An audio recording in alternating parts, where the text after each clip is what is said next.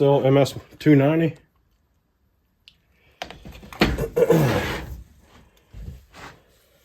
And that is a 57cc saw.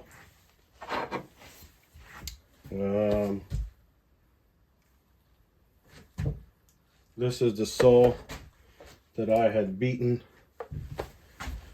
time-wise by about half with that little green Poland right there, which is a 36cc, I think it is. I believe that video is called Pert Near Shame if you want to check it out.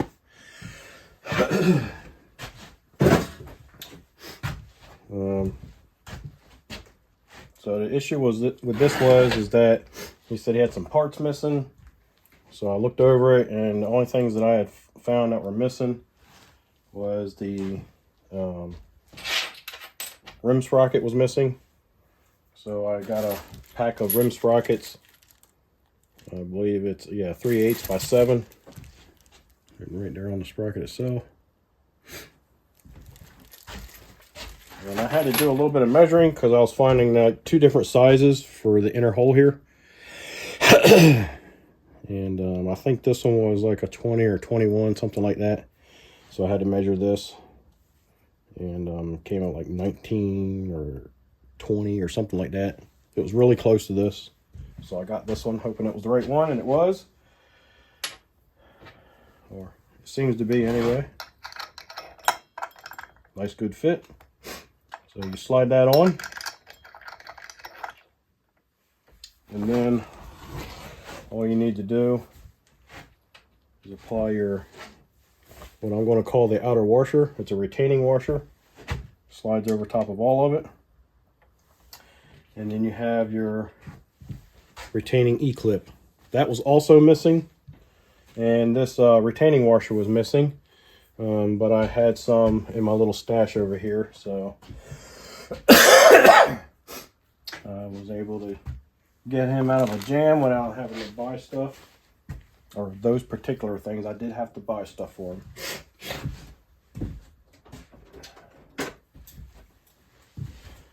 Alright, so we're going to slide this E-clip over the shaft. Making sure that retaining washer is all the way down. And we're going to squeeze it into place. And then making sure it's seated by pushing down on it after you get it pulled in. And that's good. That's good right there. That's awesome. So that's what it should look like.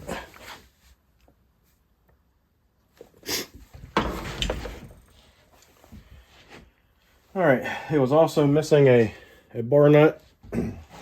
And I also got a pack of those. Here's what they look like. They fit really well on this saw for this size bar stud. And I got these from Hypa. And there's the part number.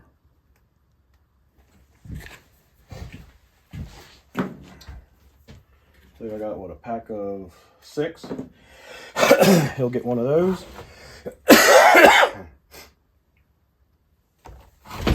So now all we need to do is reinstall the bar right here. And typically he doesn't get me to sharpen his chains for him. So we're not going to do that. And guys, when you're buying your sprockets, make sure you're buying the right size. If you have a 3/8 bar, you need to get the 3/8 sprocket, and vice versa. If you got the 3/8 sprocket and you're buying a new bar, you must get the 3/8 bar. 0.325 will not work. I mean,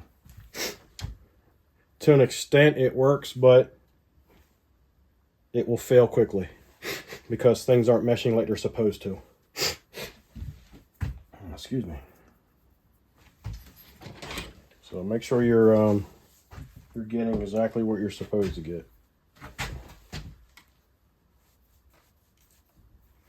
That was one of the issues that he had a little while back when he brought the stuff to me the first time. So I told him that I will try to see if I could find and make all of his chainsaws the same. So make them all 3/8 or make them all 325 if I could. Some stuff you can, some stuff you can't. And I was able to do that for him.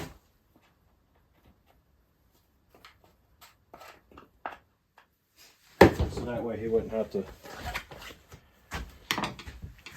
come across that mistake again, or one of his guys, whoever.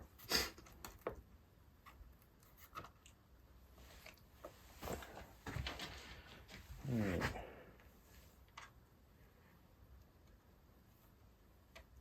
Here's the hypo bar nut.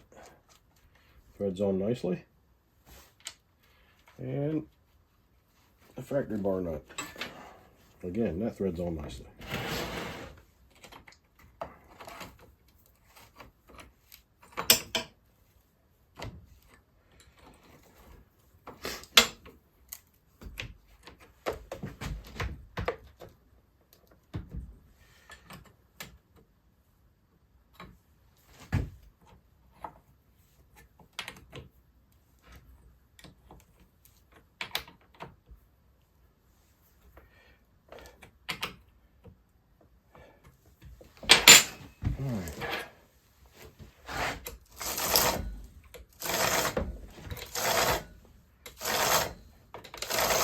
Alright, everything feels nice. Good there. I did fire this up before buying, or ordering anything. And just to make sure that everything was in order and it ran fine, and it did.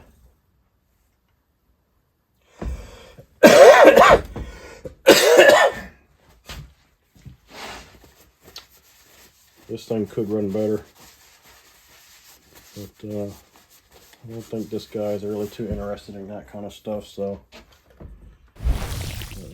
opening up that muffler and do this thing a good deal. Alright, let's try this thing out, make sure it starts up, make sure everything runs like it's supposed to, make sure the chain turns like it's supposed to.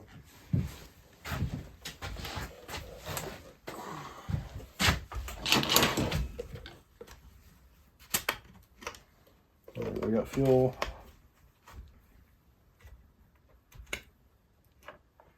We have oil.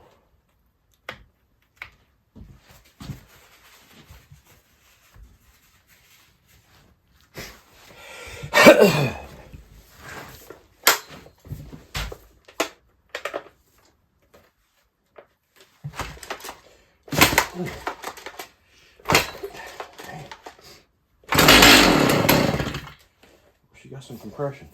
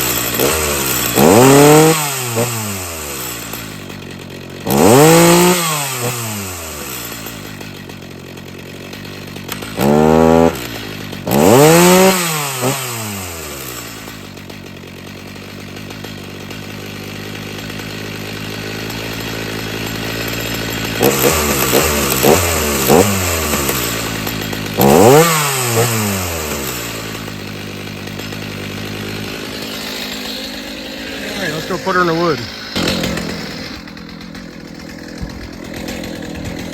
When you walk, make sure you walk with the chainsaw in your hand like so, with the bar pointing behind it.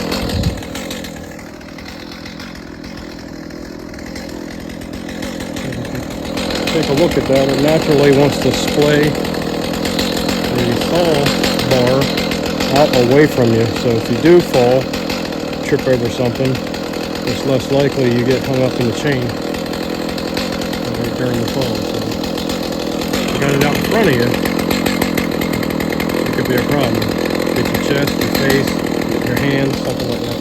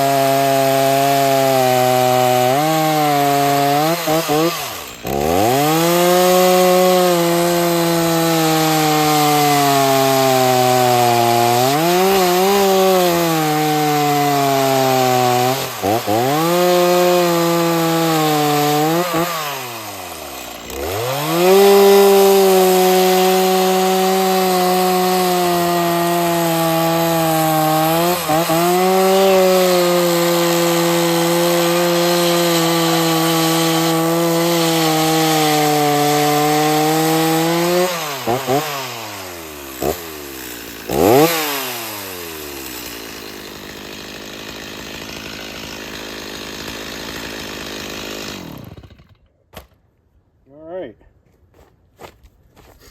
cuts pretty good. It does need to be sharpened. It's making a lot of powder. And probably need to knock the rakers down a little bit.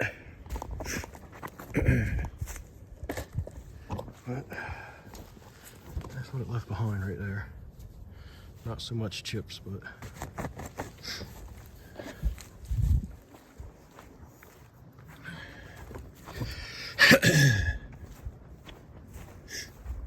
maybe I'll go through and touch it up a bit for him. Check his rakers.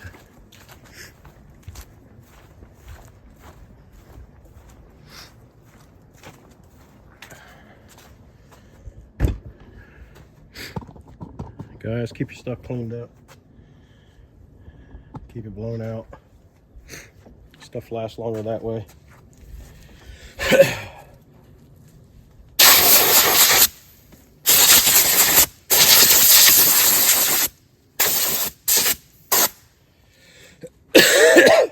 All that buildup holds in heat, and eventually that heat does damage to your saw. Causes it to overheat, stuff like that. Next thing you know, you got a burn up cylinder or whatever. Some burn up plastic parts.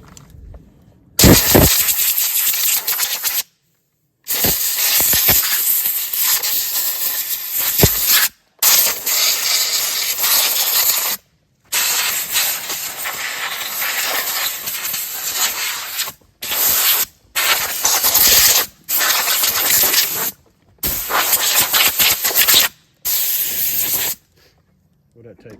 About 30 seconds? It didn't take too long. That's worth it to me.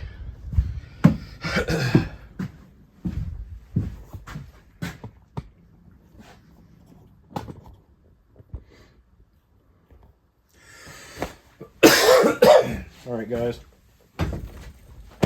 That's what it takes to replace the hose sprocket on a ms290. Excuse me. So hopefully that was some helpful information for you. Hopefully it'll help you out one day. If so, give me a thumbs up, subscribe, send me some comments, let me know what you think. Be kind and help people when you can.